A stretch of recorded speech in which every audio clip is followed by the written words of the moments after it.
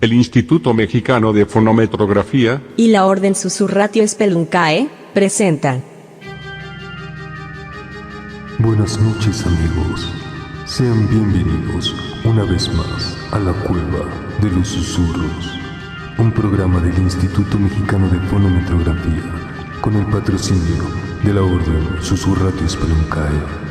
Un programa dedicado a la literatura fantástica y de terror, donde buscaremos explorar el lado siniestro de la cultura y la literatura, esperando no convertirnos en los monstruos ni caer en la locura de la que nuestros relatos van a hacer referencia.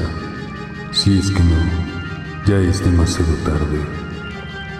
Comencemos pues con nuestra transmisión desde la boca de la cueva que desciende al Xibalbá. Recuerden permanecer juntos y no cruzar más allá de los ríos a nuestras espaldas, a menos que se sientan capaces de superar las pruebas que les tiene preparado el camino a Xibalbá. Esto es la Cueva de los Susurros.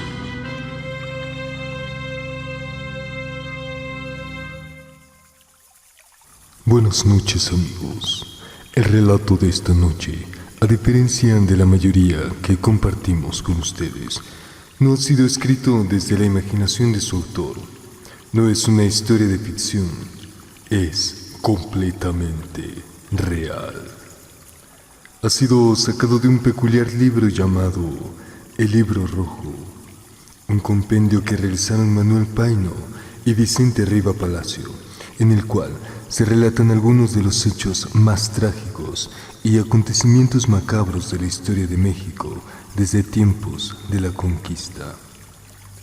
En esta ocasión les contaremos una historia de muerte y desolación ocurrida desde el año 1575, donde el avistamiento de un cometa turbó la imaginación de la población de la Nueva España, pues se creía que los cometas traían consigo grandes catástrofes y males al mundo, e incluso podrían aparecerse para anunciar el fin del mundo. Acompáñennos a escuchar este relato escrito por Vicente Riva Palacio, titulado La Peste. Pasaba tranquilamente el año del Señor de 1575. La Nueva España, gobernada a sazón por don Martín Enríquez de Almanza, cuarto virrey, presentaba un cuadro en verdad halagüeño para su metrópoli. Los habitantes parecían olvidar sus penas y sus deseos de independencia y comenzaban a sufrir, sin murmurar, el yugo de sus conquistadores. El comercio era activo. Las minas anunciaban ya grandes bonanzas y las artes y las ciencias empezaban a tener su asiento en la capital de la colonia. Estaba ya fundado el Colegio de los Jesuitas, que después se llamó San Gregorio. Se abrió el Seminario de San Pedro y San Pablo, que luego tuvo el nombre de San Ildefonso, y el canónigo tesorero don Francisco Santos estableció un colegio de pasantes nobles que fue el conocido por Colegio de Santos y estuvo situado en la calle de Acequia, célebre por más de un título y sobre todo por lo extraño de sus constituciones y porque en él vivieron muchas personas ilustres en México por su ciencia. Nada, pues, parecía turbar la paz de la colonia, y don Martín Enríquez escribía satisfecho al rey, pintándole la felicidad de que se disfrutaba en toda la Nueva España. Una noche, sobre el oscuro cielo de México, puro y tachonado de estrellas, apareció repentinamente un cometa. Aquella era una terrible señal de grandes males para los sencillos descendientes de Moctezuma, que no podían aún olvidar que un cometa había también anunciado a sus padres la llegada de los españoles, la caída del poderoso imperio de los aztecas y la esclavitud de su raza. Los ánimos comenzaron a turbarse. Negras y siniestras preocupaciones se apoderaron de los hombres más audaces y una nube de tristeza y desconsuelo pareció envolverlo todo desde aquel momento. El cometa era para todos el mensajero de grandes calamidades, solo que todos se perdían en conjeturas, creyendo unos que anunciaba guerras sangrientas, otros pensando que indicaba hambres y otros suponiendo que traía la peste. No hubo desde entonces un corazón tranquilo ni un espíritu sosegado. El presentimiento de la desgracia era unánime. Duró el cometa algunos días sobre el horizonte y luego desapareció, pero no con esto tornó la calma. Una mañana, a cosa de las 8, brillaron repentinamente también en el firmamento 3 soles. 3 soles, pero iguales. 3 soles que caminaron por el cielo, causando el más terrible espanto a los mexicanos, hasta la 1 de la tarde, en que 2 de ellos se apagaron. El terror y el sobresalto no tuvieron entonces límites, y aquellos fenómenos se interpretaban ya como el anuncio de un cataclismo universal, ya como el aviso celeste del próximo fin del mundo. Así, en medio de angustias y terrores, concluyó el año de 1575. Entrada apenas la primavera de 1576 y, sin preceder causa alguna manifiesta, se desarrolló entre los naturales de la Nueva España la peste más terrible y desoladora de cuantas se han registrado en los anales de la historia. Los síntomas de aquella espantosa enfermedad nada tenían de extraños y, sin embargo, ninguno de los atacados llegaba a salvarse, ni había médico ni remedio alguno que pudiera darles alivio.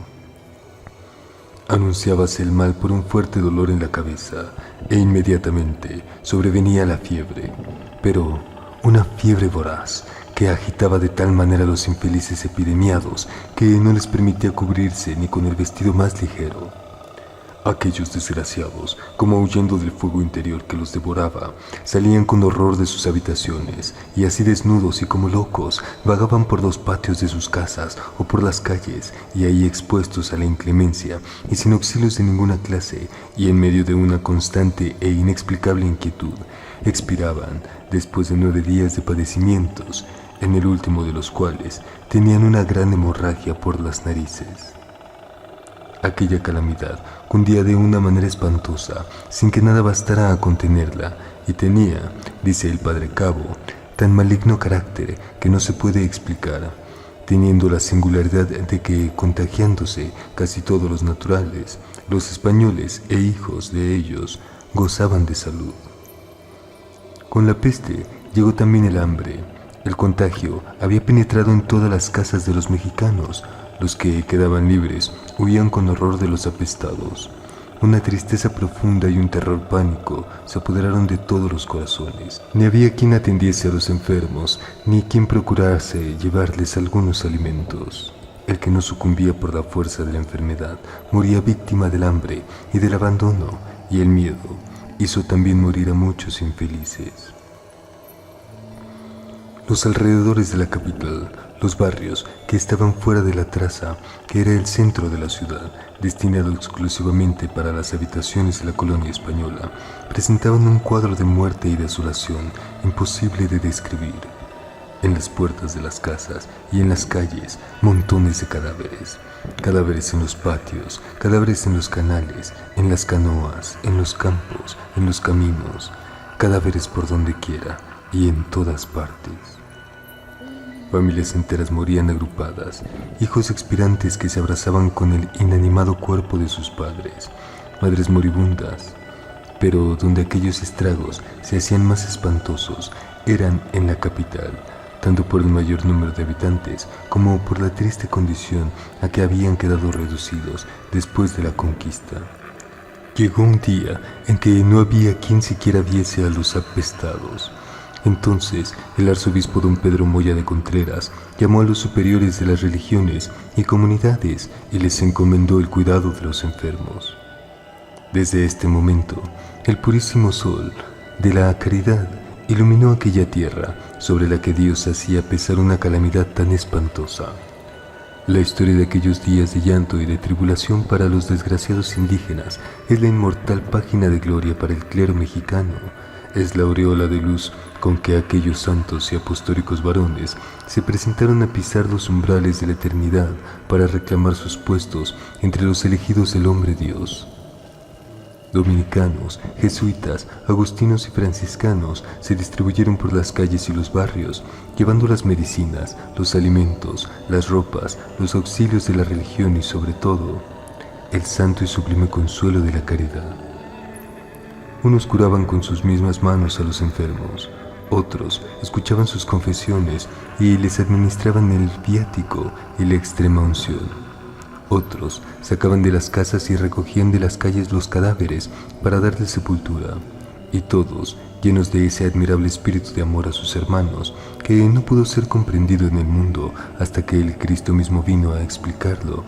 Todos prodigaban consuelos y esperanzas e inspiraban la resignación entre aquellos millares de víctimas que sucumbían diariamente. La noche negra de la desolación hizo brillar la estrella pura de la caridad. Aquella era una terrible batalla que se daba en la desgracia y la reina de las virtudes. El triunfo de la caridad se debió entonces a las comunidades religiosas. El ejemplo de los clérigos y de los frailes de la capital fue seguido con entusiasmo por el clero de las provincias y por las familias de los españoles. Las damas más principales andaban en las chozas de los infelices, curando a los enfermos y llevándoles ropa y alimentos. Los curas de los pueblos no descansaban tampoco un instante en sus evangélicas tareas.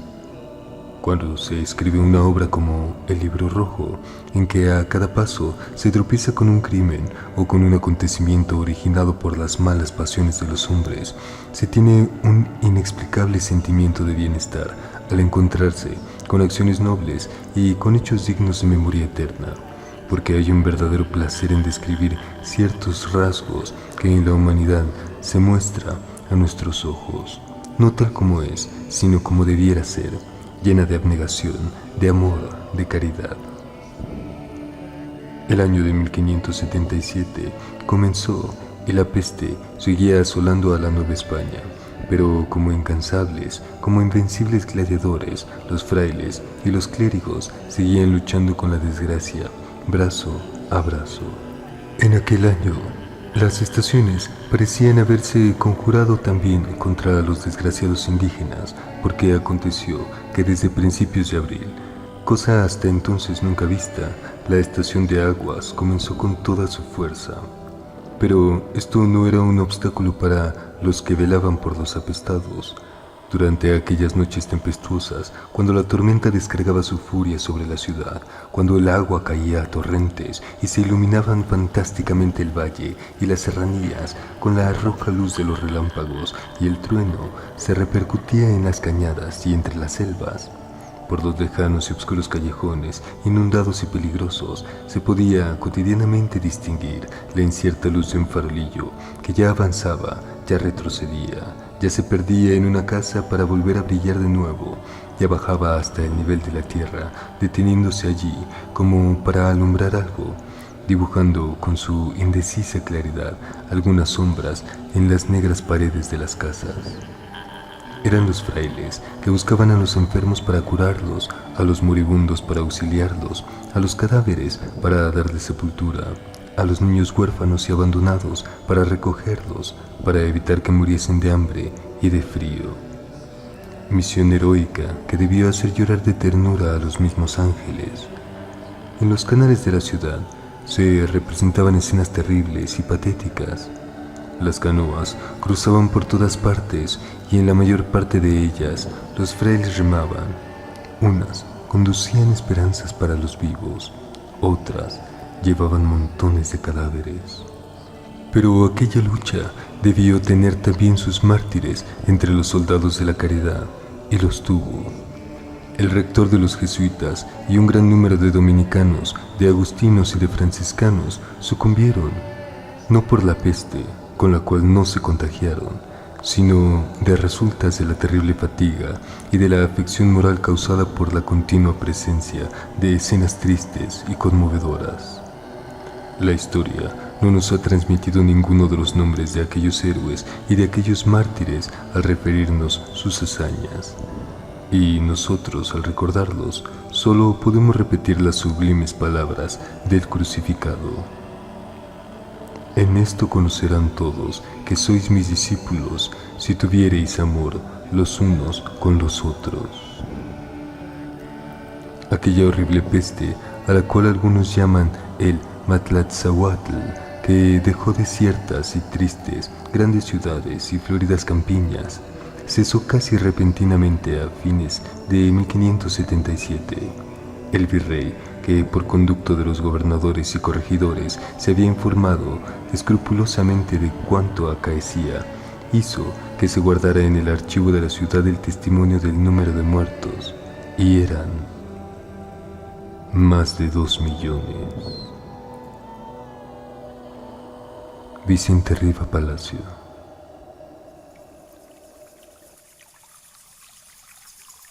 Como ven, amigos, el imaginario colectivo y las creencias de que los avistamientos de cometas traen consigo grandes desgracias fue, en esta ocasión, completamente cierto. Vicente Riva Palacio nos dice que este cometa es sin duda el mismo que registrara Arago en su catálogo bajo el número 32 y que fuera observado en 1577 por el astrónomo danés Tycho Brahe y calculado por el famoso Edmund Halley y Wolfsted. En este libro rojo no son pocas las historias macabras que podemos encontrar. De hecho, la tragedia es el hilo conductor de esta obra, la cual, seguramente, en capítulos posteriores de nuestro programa, volveremos a extraer algún otro acontecimiento macabro y lleno de muerte. Por lo pronto, agradecemos su estancia con nosotros y les recordamos que pueden encontrar nuestro programa en el blog del Instituto Mexicano de Fonometrografía, donde podrán hacer aportaciones voluntarias, las cuales agradeceremos infinitamente, pues nos permitirán continuar con este programa. También pueden escuchar el podcast en la plataforma de audiosivox.com o visitar la página de Facebook del Instituto Mexicano de Fonometrografía para estar al día de nuestra programación.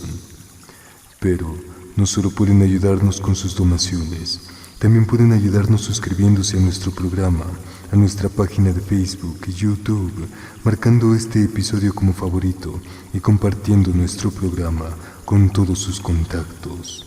Tal vez alguno de ellos quiera ser nuestro mecenas. Agradecemos su presencia y los esperamos en el próximo episodio de La Cueva de los Susurros.